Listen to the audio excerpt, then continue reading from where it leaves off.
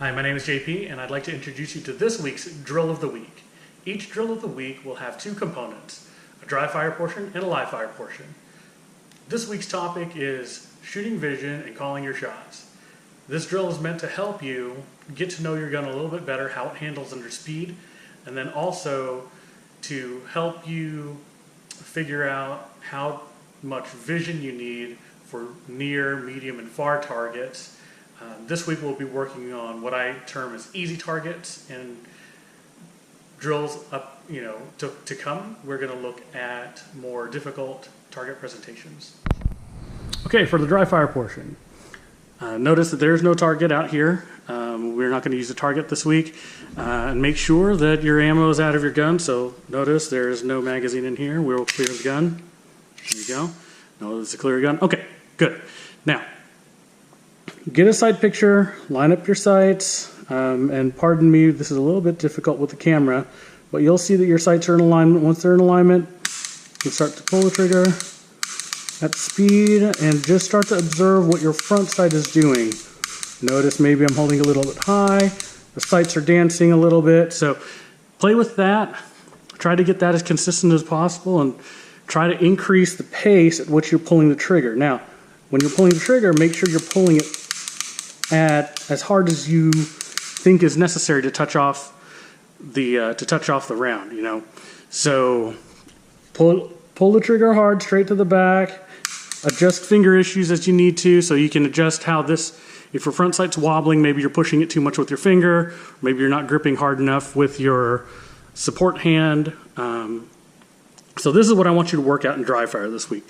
See what you need to see, or look at your front sights and make sure that they are tracking as you would expect as you pull the trigger. Okay. Now I'll show you with the optics done. All right. Now same thing with the red dot. First, let's clear it. No magazine. Let's see. No rounds in the chamber there. So we're good to go. Let me turn on the dot. And so with dot guns, it's going to be the same way. You basically just take aim somewhere, find your dot, start pulling the trigger fast. You will observe how your dot moves as you're pulling the trigger, right?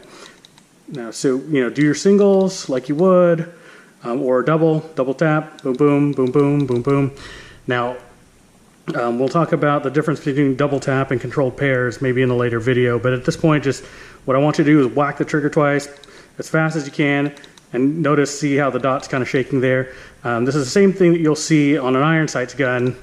Maybe it's just a little bit more subtle, but practice this at home before you go to the range, so you know exactly what to expect and where to expect your shots land as you prepare for the live fire portion of this drill.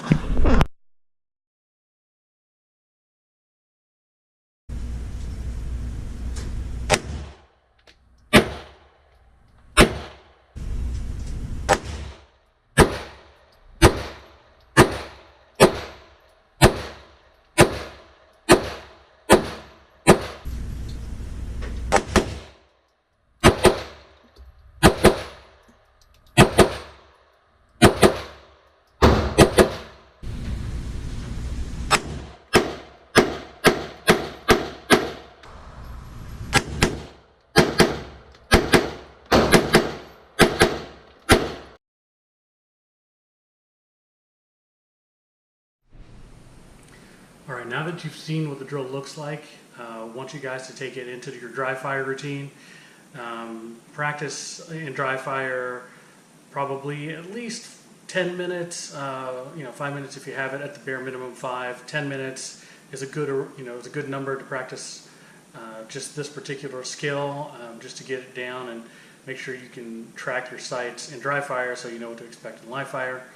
Live fire, I would personally try this at different distances. I would say at least 50 rounds at each distance, and I would say maybe start at 5 yards, push it back to 10, and then maybe 15 to start off with, and 50 rounds each distance would be good for both the singles and the doubles. If you have 100, if you can spare 100 per distance, then that would be great. At the close targets, what you're going to see is that, or what I want you to focus on, is mainly looking at the target, focusing on the target and having your gun, sights, have that whole alignment, proper alignment, but you want the focus to be on the target. So the gun itself, the sights are going to look a little bit fuzzy and out of focus. That's normal. For that close of a distance, you should, assuming that you have good grip and good trigger fundamentals, you should be able to get 2 into the A zone with little problem. And if at 5 yards you're having trouble getting it into the A zone, then you may need to check your grip and check your trigger control. Okay, push it out to 10 yards and see what's different. Are you still able to track the gun, while focusing on the target? Maybe yes, maybe no. This is kind of a personal thing, especially as you're starting out to practice. So figure out how much focus you need to have on your gun versus how much you can have on the target to be able to get those fast splits. At around 10 yards, you may need to start to watch the sights a little bit more carefully. And definitely when you push out to 15 yards, you're probably going to have more of a front sight focus than you will on the target, meaning that your front sight is going to be crystal clear in focus, and the target behind it is going to be out of focus and fuzzy. So play around with this. It's a good drill to just get used to shooting fast, being able to call your shots.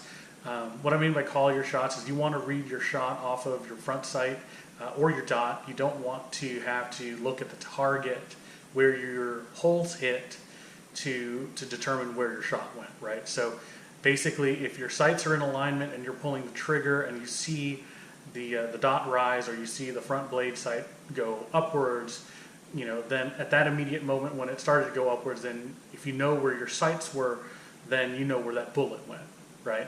So try this, practice this. It's a drill that I think will help you get a little bit more comfortable with the speed, get a little bit more comfortable with how you handle your gun at speed, and lastly, developing your skills for being able to call a shot.